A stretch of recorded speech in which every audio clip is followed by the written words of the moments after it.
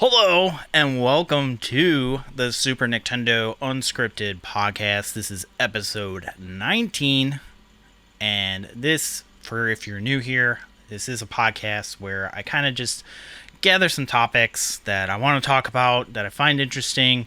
It could be a long discussion or just some like news topics, whatever I'm feeling. I try to make it out weekly, but sometimes life gets in the way, so it might be a little bit longer, but I'm back. I got a handful of topics for you today. We are talking about my previous videos performance and what I'm working on next. Pickups and purchases that I've made, whether they're video game related or not. Best Buy is going to stop selling physical media. Analogue is coming out with a Nintendo 64 console. And YouTube is blocking ad blockers. So stick around. It's going to take about 45 minutes to an hour, but we'll see how it goes. So just sit back, relax, and let's get started. If you are a viewer of this and you found it on YouTube, please like and subscribe. Or if you prefer the audio version, it is on Spotify and Apple Podcasts. If you're into that thing, I release them on the same day simultaneously, so there's not one lag between the other, but whatever your preference is, feel free. But let's just get into it. We'll get the housekeeping out of the way here. So I am talking about like the previous video's performance here. And so last time when we talked through here, I talked about like the Ouya video that bombed and everything. I was pretty bummed about it, but carried on. Came out with the 3DS buyer's guide. I've been working on that for a little bit, and it's doing significantly better than the Ouya video. Like in the first 24 hours, it's already surpassed the Ouya video, and I'm happy about that. Also, like I put a decent amount of work into that 3DS buyer's guide. It was actually a lot of fun to make, with the B-roll and everything, to figure out like what kind of shots that I want to make it use a little bit more dynamic. And it's almost at 1,000 views in the first day, so that's usually a good sign. Anytime that like a video gets 1,000 views within the first 24 hours or so, or close to it, is pretty decent in my book. Like at least if it's 10% of like whatever my subscriber base is within the first 24 hours, I'm happy with it. So next video is going to be my 3DS Retronomics episode. I already have that written and it's ready to go. I am going to Michigan for the weekend, so I'm filming this the day before I leave, just to kind of get it out of the way, because some of these topics are kind of time sensitive. But the Retronomics episode is written. I'm gonna wait until Sunday to film it, check some of the prices to make sure that they haven't changed too significantly, because like that's kind of the nature of the game, right? Is price charting changes the video, the prices a little bit, and then like I've always been nervous about that, and that's one of the reasons why like Retronomics videos kind of like are rushed, almost like they feel rushed, is because like I can't really like put a whole bunch of stats into it and then price charting changes whatever it is.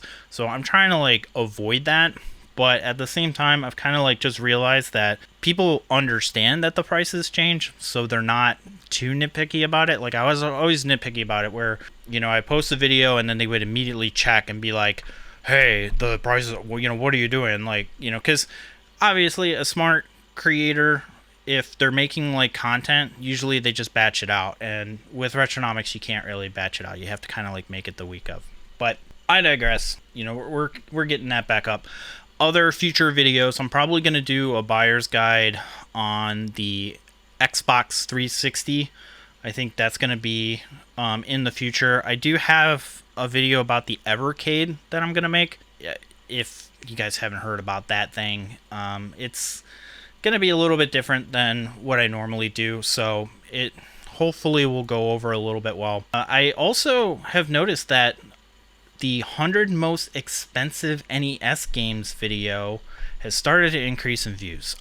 That's a really good indication. At first it like bombed and I was just like, oh, I can't believe it, and because I have like a whole bunch of other like prices that I'm gonna do. So I'm actually gonna like consider doing another video like that. I think I'm gonna do it on the GameCube, because I think the GameCube would be an interesting video on that one. And then maybe like PlayStation 2 prices, kind of just like to move it on and everything. But it's good to see that like the videos are starting to kind of get a little bit better on that front, especially since like these buyer's guides, like they started to get really decent views too. Like the GameCube buyer's guide is at 16,000 views, and I posted that one in February. And then the Wii U buyer's guide is 12,000. So I mean, that's pretty good. So I mean, buyer's guides, they're evergreen content. I try to make them as set in stone as possible, and also like link to other things that do change, and I think that's a really good thing to have. So buyer's guides are definitely going to be part of the rotation going forward. But the only thing is that I try really hard to only use the systems that I actually have games for. A lot of people are suggesting like different systems, and it's like with the Dreamcast one, I was going to do a Dreamcast buyer's guide, but I don't have any Dreamcast games. I have like 5 Dreamcast games, and I was like, I can't, maybe I'll do one in the future, but I got really like gun shy about it, and I scrapped it. But going on to the next video thing that I posted this skit on this channel, and the skit actually did as well as I thought it was going to be. It got a couple, like just over 100 views, which isn't a lot, but for something that doesn't have like any real SEO, I'm not known for skits, I'm not known for doing goofy stuff like that, it did pretty good.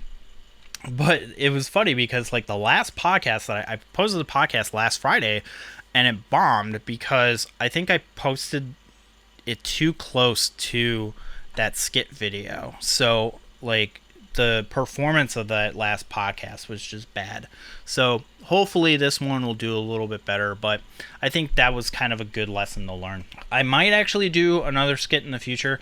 I'm not 100% sure if I really want to, but if I have like another idea, I know that like I can actually do it. They were fun to make, even though it took a little bit, but it's just fun to get like a project out there that's strictly creative. I didn't care about like if it went viral or not. I wasn't interested in building a subscriber base. It was just a neat little project that I shared for people to see. So that's great. All right, let's get into some pickups here. So lately I haven't really been picking up too many games.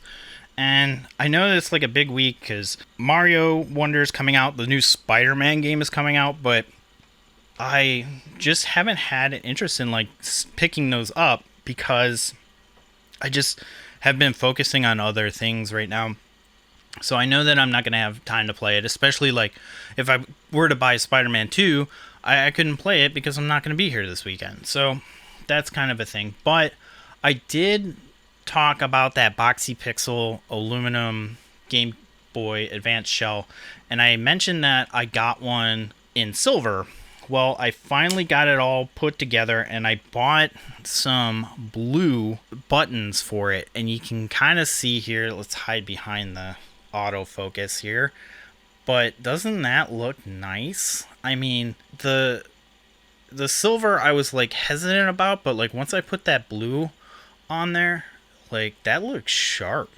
So I'm happy with that. I also got like the little diffuser buttons, so like now like the little light glows on for the power indicator. So that was something that they didn't include it. It's $2.50, and it's like a little bitty piece of plastic. Like include it with the freaking case. Like the case is $130. You couldn't include like literally like a 2-cent piece of plastic. Like whatever. But I'm really happy with them. Like now I got the purple and I got the silver. They look really cool together.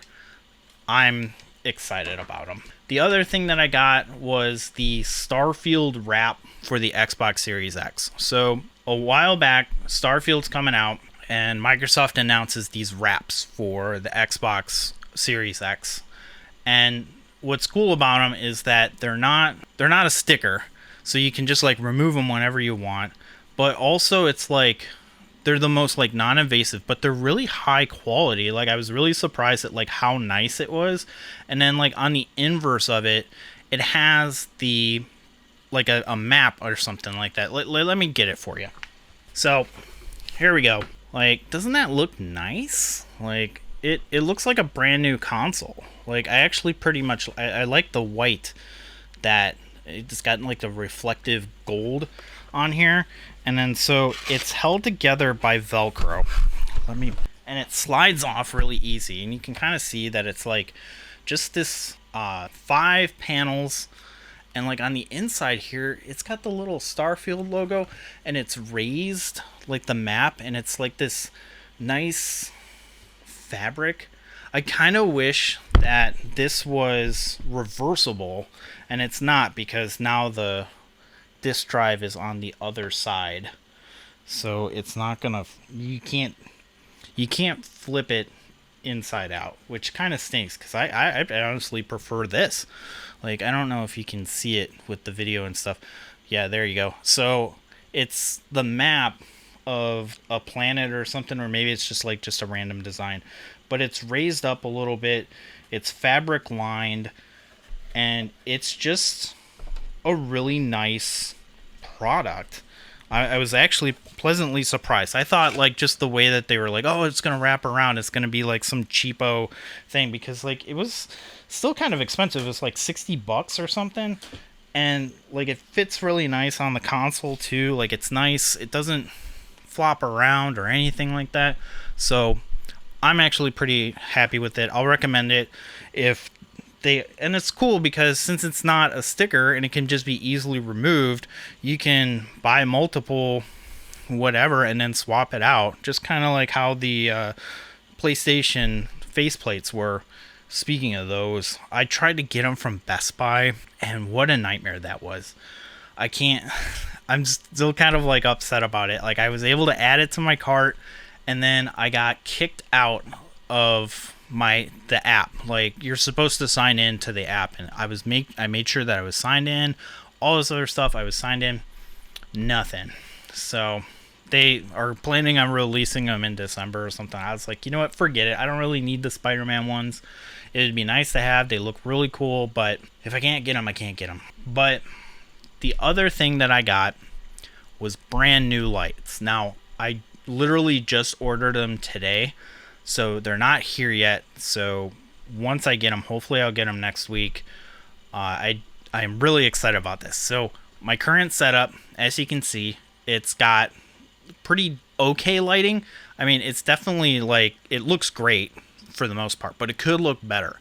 And that's really the reason why I've been trying to, get a newer thing. So like I got these, they're Philips Hue lights, and I can change the color of them. And this light is from a Elgato key light, so works okay. I wanted something better. I've been saving up for them, and so they finally went on sale, and I was like, oh man, it's like a 20 to 30% off sale. So I got new lights from Amaran, or Aperture, that's the name of the company, but Amaran is their like budget brand, which is kind of cool that companies are starting to recognize that like the creator market is growing, in a sense where people actually want to buy these types of products, from reputable brands, instead of having a company like Elgato release something that works, but it's strictly for streaming or something like that. And I'll get into the Elgato thing in a bit, but I got the Amaran 150C.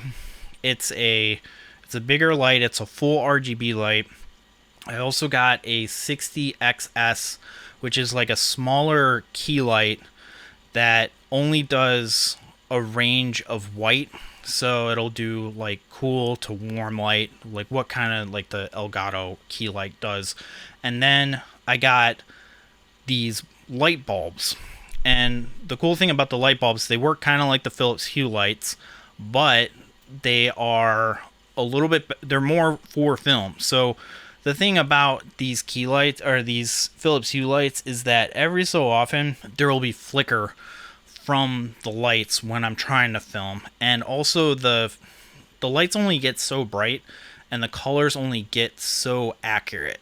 So I'm hoping that these light bulbs will definitely be a lot more rich in the color that I'm actually looking for. And of course, like, I'll probably put the Philips Hue lights in a different room because they're still pretty good lights. It's just that I want a more consistent lighting setup for like what this is. Like, I finally got the room kind of how I want it to go.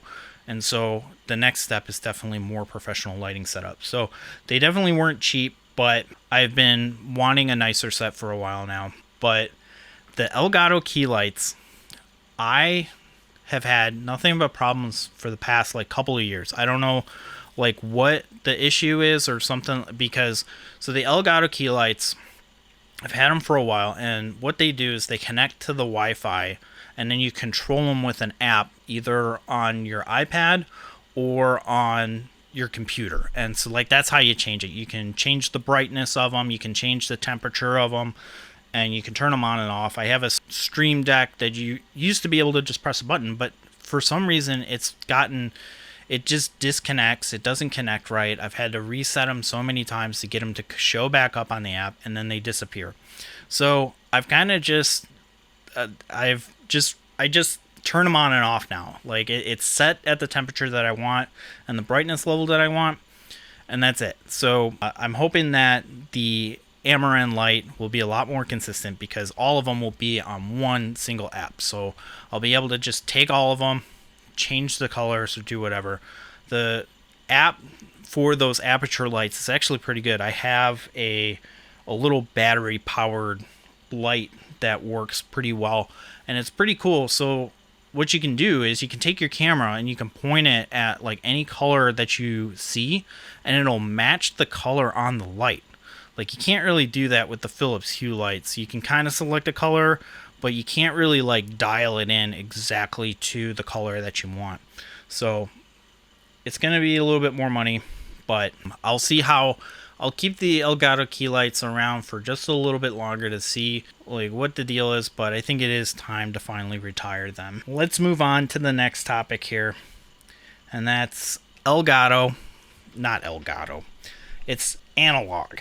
Analogue is selling, or they just announced that they are selling a Nintendo 64. It's called the Analogue 3D, and they're saying welcome to another dimension, 64 bits of pleasure. So if you aren't familiar with Analogue, I don't know why I keep on saying Elgato, they're kind of like the same roll of tongue or something like that, but Analogue, they're an FPGA brand. They sell, their products have always been fairly premium. They are expensive. The Analogue Pocket that came out, I've had it for 2 years. It's fantastic. But so the thing about this is that they didn't even announce it. They're like, it's coming in 2024, and it's going to have 4K resolution with original display modes and then like shadow masks that'll replicate the look of CRTs and PVMs. This is something that the Mister does already for a lot of different cores, and the Nintendo 64 core is actually out in beta form. I think that there's still some games that don't quite work the way that they're supposed to, but it's amazing that the progress has been making. So for the longest time, Nintendo 64 was seen as it's not coming out on the DE10 Nano. The DE10 Nano can't handle it. Don't even ask for it. And then all of a sudden, some guy comes out and he's like, hey, Nintendo 64 core, what do you think about that? And people are like, what?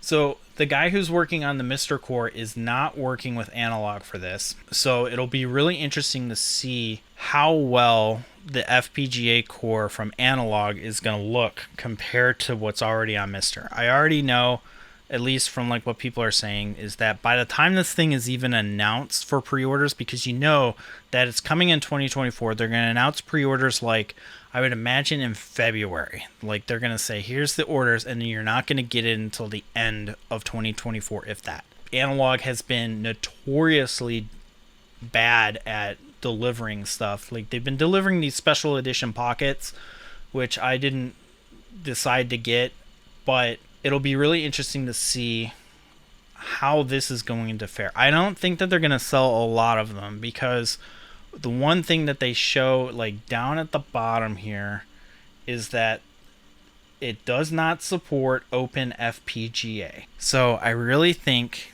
that they kind of screwed the pooch when it came out with this open FPGA thing. I don't understand, like, all of their other systems, like, they don't do open FPGA. It's strictly the Analogue Pocket was their only like thing about it, and I really do think that they saw the way that the cores came out and like how many people were seeing how well this is and being like, well, why would I need anything else? So I think that's also the reason why they're coming out with this Analogue 3D, at least announcing it, versus making any mention about like what's happening with that Turbo Duo thing that they're going that they're putting out.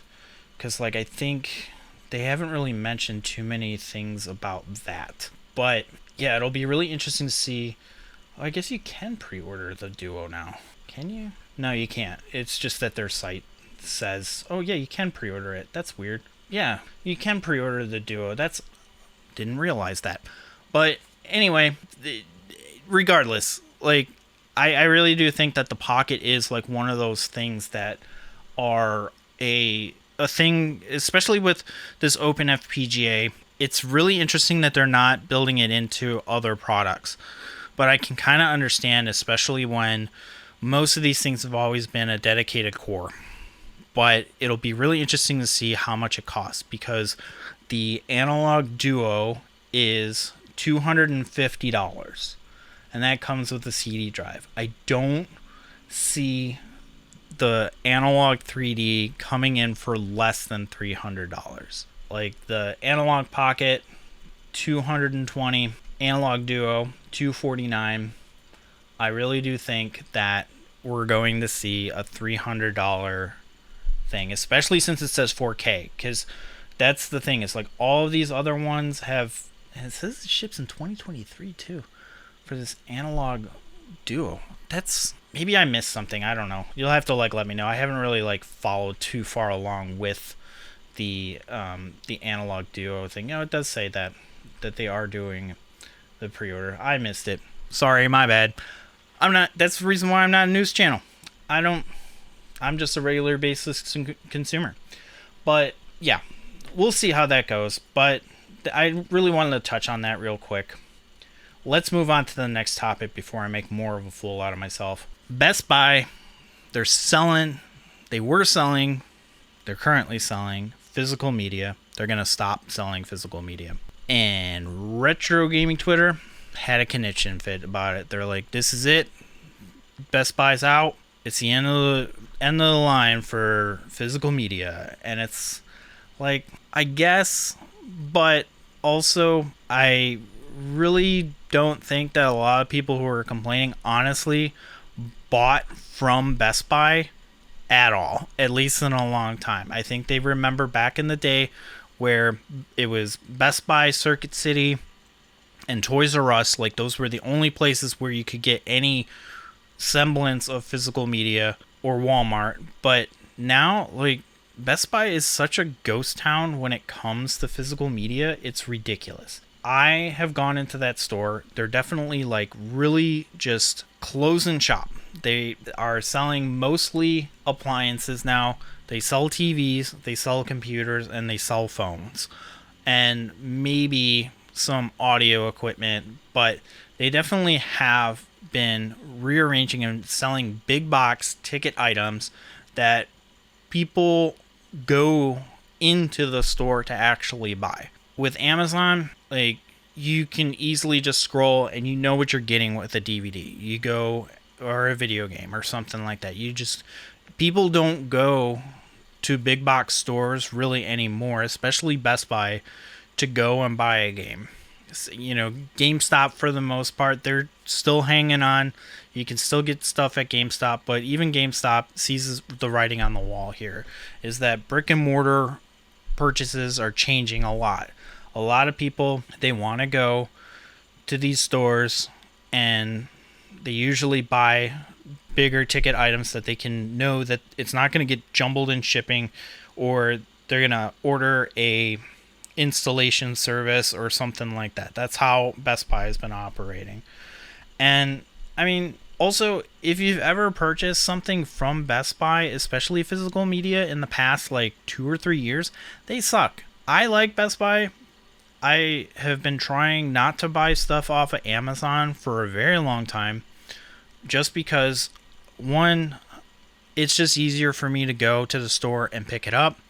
Two, I don't like when I've gotten some packages just like lifted from my door. Like something says that it's delivered, it's gone, or I have to pester my neighbor because they scooped it up because their name is similar to mine and they don't pay attention. It's a real pain in the butt. So I get that, but some of the stuff that I order from Best Buy is just in the worst condition. One time I bought a Dune special edition. It came with the steelbook and everything. It was a Best Buy exclusive, and I was like, this is great because, you know, Dune in 4K, you know, UHD. Like, I've been buying $10 4K Blu-rays from them for a while now, but it came with it didn't come with the discs. Like, it was weird. It was like a steelbook case, and it's a beautiful case, but it didn't come with the movies. And so it was such a royal pain to get Best Buy to admit that they screwed up. Like, I went into the store and I was like, hey, FYI, like, I opened this up and the discs aren't in there. And the guy was like, I don't know what to tell you, man. Like, whoops. I contacted customer service. They're like, sorry, no dice.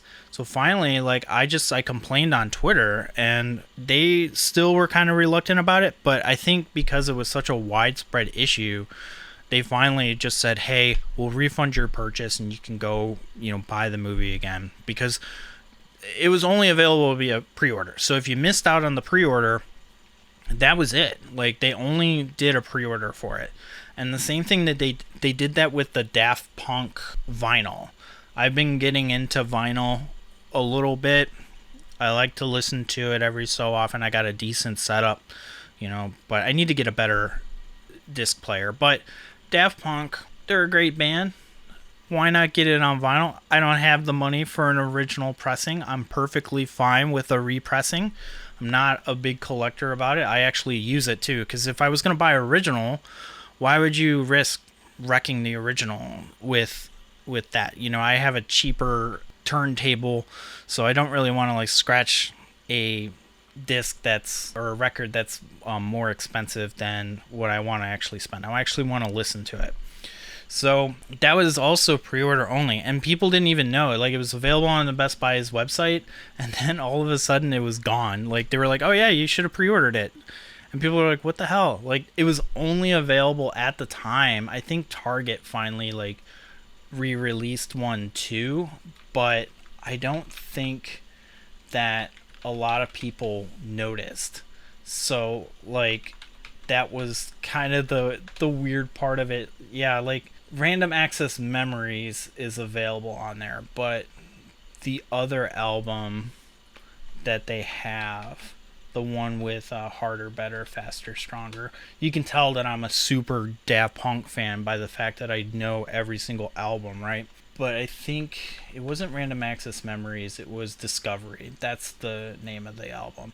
So that was on vinyl, and I think it's on Amazon now. It's on Amazon for $35. But like, that was kind of the thing, is like, Best Buy, they don't really carry a lot of this stuff. Like, on the website, it's kind of a hodgepodge of how it's supposed to go, you know. So if you missed it, it's missed it. So I don't really think that it's that big of a deal that Best Buy is stopping selling physical media, because they've been circling the drain for a long time now. So good riddance. I mean, yeah, it limits your selection of brick and mortar, but honestly, if you can support your local store, go to Target, Walmart, or any other, like even if it's a big box store, try to do it locally instead of just buying everything off of Amazon. Because like once Amazon takes over everything, then we all lose. Like all that, I mean, it's already, Amazon is becoming such a dumpster fire when it comes to actually like buying stuff off of them. So they're already, they're competing with Wish and Temu and like all these other things. It'd be really funny if Temu and Wish started selling DVDs. Could you imagine like buying a game off of Wish or something like that and it comes out to be like some stupid reproduction? But anyway, let's go on to the final topic here. All right, final topic. YouTube is blocking ad block and people are not happy. Let's get it out of the way first. I don't care if you use ad block. I don't care. Like, you won't really catch me simping for a big gigantic company. Like, I don't care for, like, if you are a ROM hacker that you're using like assets for like making a random Legend of Zelda game or something like that, or Pokemon or Sonic or whatever. I don't care. Like, I am not going to tattle on anybody who uses ad block or does any like piracy or anything like that. Like, I don't care. I personally, like, for my main channel, I get like $4.50 per 1,000 views, which comes out to 0.04 cents a view. Like, it's less than a penny for a view. Some videos are higher, but I don't think they've ever. Sometimes I've gotten like $12 per 1,000 views, but that, it really depends on like how you're actually. I lost my train of thought here. It really just depends on how much your engagement is, and like what the topic is, and like all these other things. But overall, on average, I get $4.50 per 1,000 views. So if one person, like, I'm so small, like a handful of people use ad block, fine. I know that like apparently there is a rumor that like if too much of your audience does use ad block, it can affect the performance, because YouTube definitely wants to put the more ads that they put in front of videos, the more that they make and the more that a video is going to be shown. Like, if more people are paying to put ads in front of your video, YouTube is going to promote it more. So I get it on that channel. But again, I don't really care if you use ad block. And actually, on this specific channel, I don't make any money. So if you see any ads that are on these videos, I don't get a cut of that. I know, like, I have YouTube Premium, so I don't know if I get ads on these things, so you'll have to let me know. But I know that YouTube has started, like, any channel that posts content, they're gonna put ads on it. So I don't see a cent of that. So if you want to use ad blocker on this channel, be my guest. Like, I don't care. But I personally, I don't use ad blocker. I have YouTube Premium, and I've had it since 2019. I got it because MKBHD, he had like an exclusive YouTube Premium series where he was talking about retro tech, and I really like his production value, and it was really interesting series. I think it's free on his channel if you go and you check it out. But I've used YouTube Premium. I use it a lot because I watch YouTube like 6 hours on average. Like, I consume a ton of YouTube. It's like the majority, like the main platform that I consume my media on. Like, sometimes I watch a little bit of Hulu, sometimes I watch a little bit of Disney Plus, Netflix, but most of my time I'm spending on YouTube. So YouTube Premium for me has pretty much like paid itself, especially with like when you watch like a longer video. Like, some YouTubers, they'll put mid-rolls every like 10 minutes, or even some are like even more egregious and just kind of like just line it up. I know that whenever I'm set to place mid-rolls on my videos, YouTube constantly suggests, even for like a 10 to 15 minute video, they suggest like 3 or 4 ad mid-rolls, and I'm like, no, one's enough. That's fine. Like, again, like, I'm not really interested in making money on YouTube. So I try to like be a little bit more respectful of people's time. I put the ads in places where I know there's going to be a break in the content. I kind of work ad mid rolls into my content, but I understand that other people, they just don't care. Like, there are a handful of creators where a mid roll will pop up in the middle of a sentence. It's the most annoying thing. I wish that they wouldn't do it, but I have YouTube Premium, so I don't see ads whatsoever, and creators get paid. They get a cut of it. I don't know exactly how much it is, but again, I don't care if you use ad block or not. But the problem that I have is, so YouTube announced that they're blocking ad block. Like, they've kind of been rolling, like testing the waters of it. Some people have gotten the messages a little bit earlier in the year, but now it looks like that they're going full hog, and just, if you use an ad blocker, it's kind of the same thing if you use the ad blocker when you went onto like Wall Street Journal or whatever news site, and they're like, please don't use the ad blocker. And you know, it's the same thing with YouTube. So YouTube is like actually threatening to not play videos if you use, I want to see if I can find the thing here. Yeah, it's ad blockers are violate the terms of service. This is the message that people are getting. They're saying ad blockers violate YouTube's terms of service, and it says you might be using ad blocker. Video playback is blocked unless YouTube is allow listed or ad blocker is available. Ads allow YouTube to be used by billions, and you can go ad free, premium, blah blah. So that's fine. You know, they're allowed to do what you want, but the thing is, a lot of people are just like entitled to it. They're just like, this is an outrage. How come they're blocking my ad blocker and stuff? How dare they? What's the audacity of it? And it's like, I get it.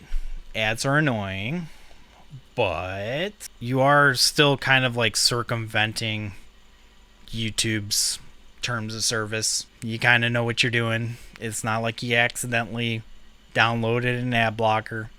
You're actually willfully just getting around that. It's the same thing with downloading pirated MP3s. The likelihood that you're going to get caught, next to nothing. But if your ISP or something like that says, hey, I'm going to suspend your service if you're pirating all of this stuff, kind of in a pickle here. You're not going to be like, hey, like, what's the big deal? I thought this was cool, you know, like, you won't let me pirate on your network and everything? Come on, man.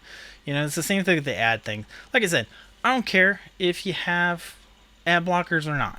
But at the same time, though, it's like so many people are like, this is an outrage. Like, YouTube, you're going to lose so much business. It's like, what business? You're not paying for anything. You're not even watching ads. Like, that's the whole business model of YouTube. It's been that way for a long time. Like, YouTube has had ads on the platform. When did YouTube first start putting ads? Let's see here. When did YouTube put ads? I don't remember when, but it was a very long time. Let's see if Quora has it. Let's see. First ad was aired in August 2007.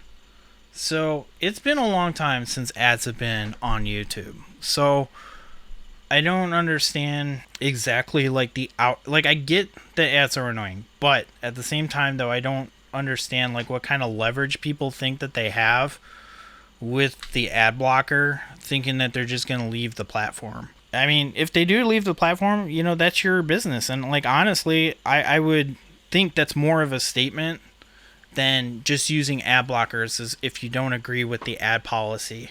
I get it. Like, ads are annoying, and that's the reason why I did premium. And I understand why people might have an ad blocker or something like that. But it's just like one of these weird things that people have with it, where it's just like any other establishment where, like, if you like say something like as innocuous as like you were drinking your friend's pop or something, like your roommate's pop or something, they have it in the fridge, you kept drinking all of their pop. They're like, hey man, like, I pay for this pop, you're drinking all my pop, you don't buy any new ones, what's the deal? And then you say, well, you know what, I'm not gonna drink your pop anymore, what do you think about that? Or, you know what, I'm just not gonna even acknowledge that you drink pop, or like, I don't know, like it's just so weird. Like, when you're complaining to YouTube, you're telling on yourself that you use ad blocker and stuff. It's such a blatant thing. Like, that's the only justification that I see for using ad blocker, is that ads are annoying, which I agree. Like, I watch Only Murders in the Building on Hulu, and every 5 minutes it interrupts with a 2-minute ad, and it's ridiculous. Like, I actually think I'm gonna pony up and get the ad-free version of Hulu just to get it out of the thing. I don't personally, like, yeah, I could use an ad blocker, but I personally don't, as a creator, I don't see why I should do that. I am fortunate enough where now I'm in a point in my life where I can afford to pay for things that I enjoy. When the video that we talked about with the piracy, like, I don't pirate anymore, but back in the day I used to pirate. And now that I'm in a position where I can actually buy things that I enjoy, I'm going to spend money on it, and it's more fulfilling for me that way to pay for something that I get. I know that people will try to justify it as it's like some crusade or something like that, but at the end of the day, you're still giving this company that is doing something that you don't like attention for it.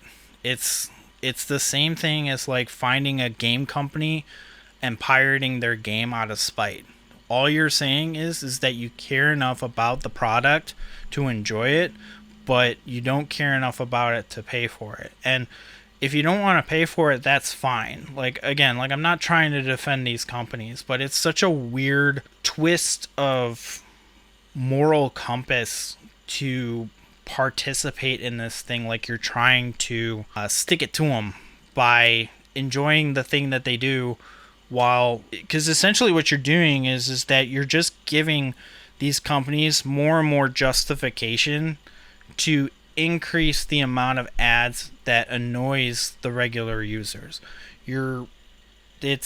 That's kind of the thing that I've noticed, is that, so many people that are like, well, I'm just going to pirate it because I don't like this company. It's like, if you don't like the company, then why are you even remotely participating in what they're doing? Like, I've seen a lot of people say that, like, some of the ads that YouTube puts on are risky, or they're homophobic, or there's something or other and stuff. It's like, why are you supporting a platform? Those ads still run to people who don't have ad blocker, and the only thing that happens with that is that these companies then have more ad spend to send it to more people.